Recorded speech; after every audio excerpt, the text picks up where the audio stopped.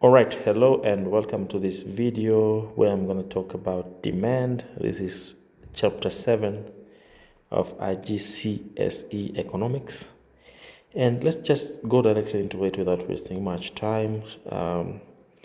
Basically, what we call demand and what we discuss as demand in this chapter and throughout economics in IGCSE and A level is what is called effective demand.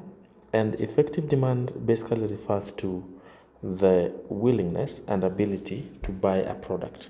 I'm going to make this definition better for you. So basically how you want to say it is that it is the quantity of a good or service that consumers are willing and able to buy. So the quantity of a good or service that consumers are willing and able to buy.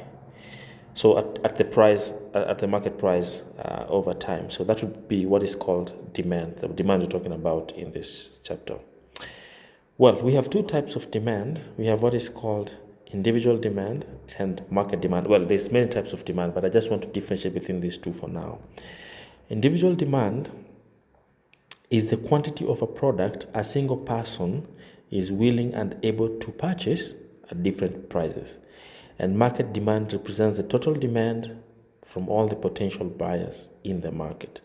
I'm going to give you the difference between these different types of demand in just a bit. But for now, let me just tell you what this means here. So individual demand would be one person. So let's say your demand for bread, your demand for bread. So let's say per week. So that would be called individual demand. So it's your demand for one product. For this is just a duration I've added to make it make sense. So your demand for bread would be called individual demand.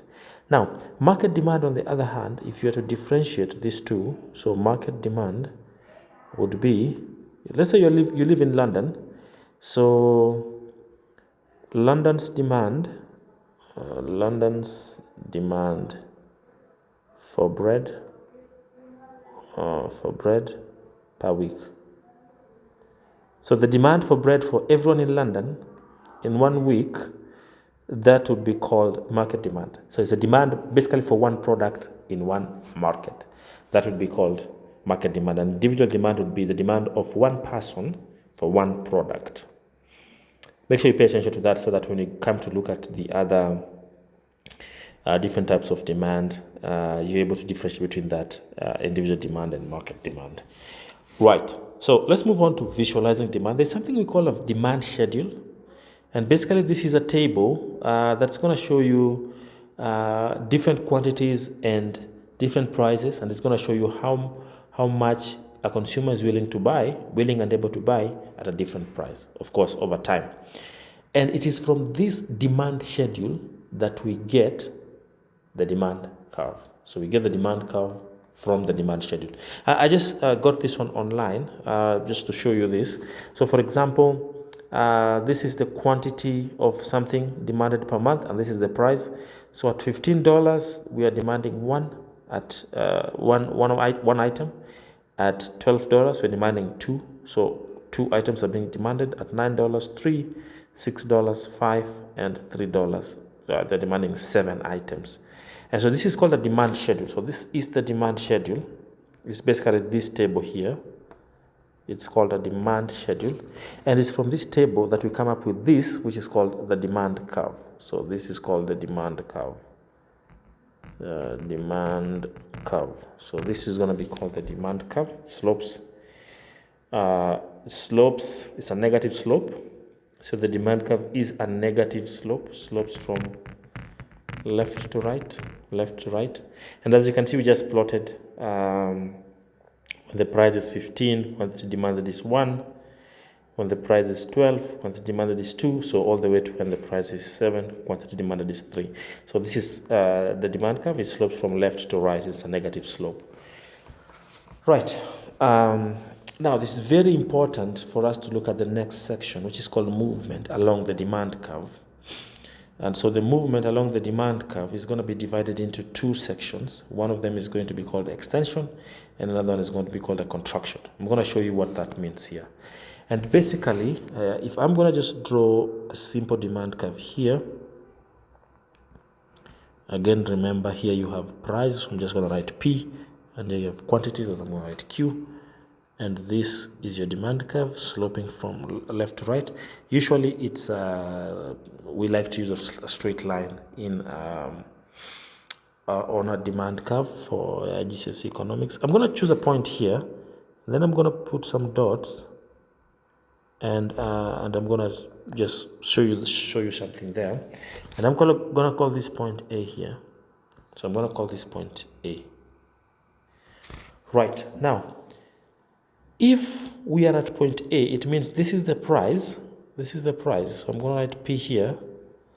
And this is the quantity. Let's call it Q1. Q1 and P1. So this is the price and this is the quantity. Now, something happens to the market so that the price is now, let's say, P2 here. Down here. Let's call this P2. If you go towards the demand curve on a straight line, you meet the demand curve at that point there. And at this point, you can see the quantity demanded is more. This is called Q2. Let's call that Q2. I wrote it inside the graph, but the preferred place is outside the graph, but it's fine. So we've moved from point A to point B here, and we've moved in that direction. And so as you can see here, because the price decreased, so the price decreased, or the price went down, the quantity demanded did what? Increased. So the quantity, so price decreased, the quantity demanded increased. I'm going to just start writing it like this. Price decreased, quantity demanded increased. And you're going to be able to understand because I've already written it like that. So this is an increase in quantity demanded. So it's an increase in quantity demanded. And in economics, this increase because of a reduction in price is called an extension in demand. So an increase in quantity demanded because of an extension in price, because of a reduction in price. Okay, let me start again. An increase in quantity demanded because of a reduction in price is called an extension. Extension in demand. So this is an extension. Right, now let's look at the other part, which we're going to call a contraction. So a contraction would be a decrease in quantity demanded due to an increase in price. I'm going to try to draw it here. Let me just fix it here for now. I'm going to fix it here. So this is extension. So I'm going to write here extension. And then I'm going to draw here the contraction. So again, the demand curve.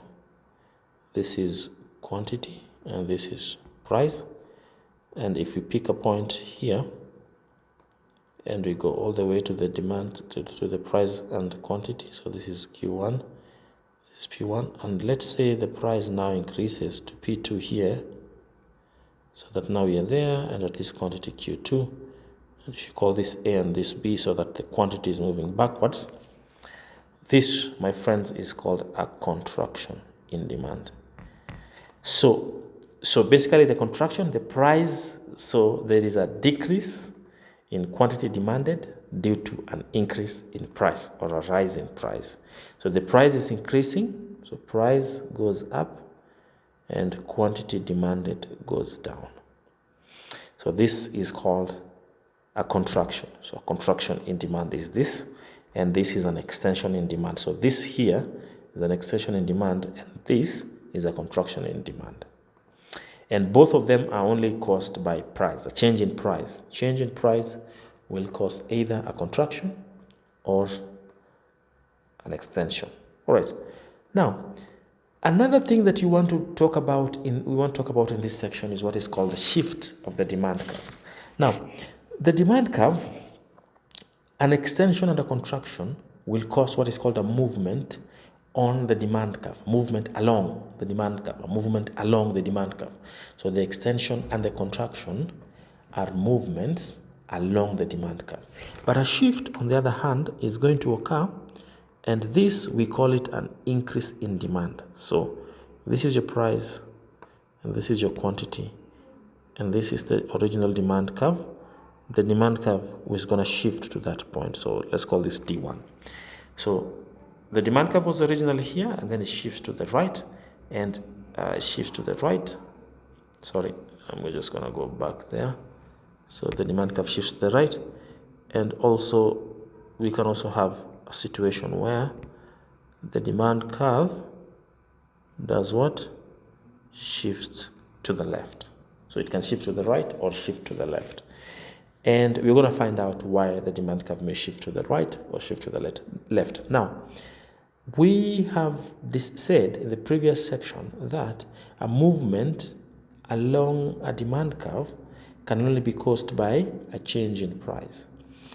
Right, now, if there is any other factor that is affecting demand, then that factor is going to cause a shift of the demand curve. So other than price, all the other factors that we're going to look at that affect demand are going to cause a shift of the demand curve. So the demand curve is either going to shift to the right or shift to the left. And if it shifts to the right, it's an increase in demand. So this is an increase in demand. And to the left, this is a decrease in demand. So this is an increase in demand. This is a decrease in demand. Right. Remember, when it was a movement along, this was an increase in quantity demanded. And this was a decrease in quantity demanded. But this one here is an increase in demand, and this is a decrease in demand. Take care of the language. Right, let's move on. So what can cause the demand curve to shift to the right or shift to the left? I'm going to go through a few of these factors, but because you can pause the video there and write those, and you'll be able to figure them out. So I'm going to just go through the first maybe, and the second, that is change in income and price of a related product. Now, in case there is a change in income, it means that income can either increase or income can decrease. Now, let's look at what is going to happen to the demand curve if the income increases. So what we expect is that if the good is a normal good, the demand curve is going to shift to the right. The demand curve is going to shift to the right. If it's a normal good, the demand curve is going to shift to the right. So that's what happens. Now, if it is an inferior good, we're going to talk about that later, but to tell you, give you more details about inferior goods, but basically these are goods where consumers buy less as their income increases. This would include something like a bus ride or broken rice, charcoal, that can be used as fuel, so those kind of things. So in case it's a normal good, the demand curve is going to shift to the right, and if it's an inferior good, the demand curve is going to shift to the left. Okay, so this is income increase, so income increase for normal good, normal good. So income increase for normal good, demand curve shifts to the right. So an income decrease for normal good, the demand curve is going to shift to the left. So don't forget that. Income increase for normal good, demand shifts to the right. Income decrease for normal good, demand curve shifts to the left. Okay, and then of course for the inferior good, I've already explained that for an inferior good, demand will decrease as income increases. Okay, now let's move on to price of related goods. Again, this needs you to understand very important things. Let's begin with the substitute. Right, so here you need to remember that a substitute can be used instead of. Something. So tea can be used instead of coffee. That would be a substitute. And so that means if our product is tea, okay, so if you're talking about tea, an increase in the price of coffee, for example, if the price of coffee increases, we expect the demand for tea to increase because people are going to some people are going to stop buying the coffee and they switch to tea. So if the price of a substitute increases, okay, if the price of a substitute increases, demand for our good or for the other good is going to increase. So the price of a substitute increases, demand for our good increases. So this graph that I'm drawing now is going to be able to show what is going to happen if the price of a substitute increases. So that's what's going to happen if the price of a substitute increases. Now, so price of substitute, I'm going to write subs, increases. So if the price of substitute increases, then demand is going to shift to the right for the good we are talking about. And the opposite is going to be true. If the price of a substitute decreases, then the demand curve is going to shift to the left because people are going to shift to buy the substitute. Right, let's talk about a complement. So let's talk about a complement here. Complement is things that are used together. This one creates a type of demand that is called joint demand. So things that are used together. I'm going to give you an example here. Paper and printers. So those ones are used together. Right, now if the price of a complement, so they say the price of printers goes up, expect the demand for paper to decrease. So the price of printers increases, the demand for paper will decrease. And that means for a complement, the example I've just given here is that, again, this is price, this is quantity. If there's an increase in price, so this is going to be the demand curve, and this is going to be the new demand curve. The demand curve is going to shift to the left. So what this means is that there is an increase in price of a complement, an increase in price of complement, okay, you finish that, of complement, then this is what it shows. An increase in the price of a complement, demand decreases. So basically, you might want to go through that again. Follow carefully how I'm explaining, and you're going to be able to understand. So an increase in income is going to shift the demand curve to the right. An increase in price of a substitute is going to shift the demand curve to the right. An increase in the price of a complement is going to shift the demand curve to the left. Another cause for the demand curve to shift is population change. Of course, an increase in population will shift the demand curve to the right, and a decrease in population is going to shift the demand curve to the left. And of course, any other factor that affects demand other than price is going to cause a shift of the demand curve. Only the price causes a movement along the demand curve, as shown there. But any other factor is going to cause a shift of the demand curve. And these some of the factors that can cause a shift. I've listed them here. All right, thank you so much for watching. If you have any question, please write to me in my comment section. Thank you so much. Don't forget to subscribe to my channel and share.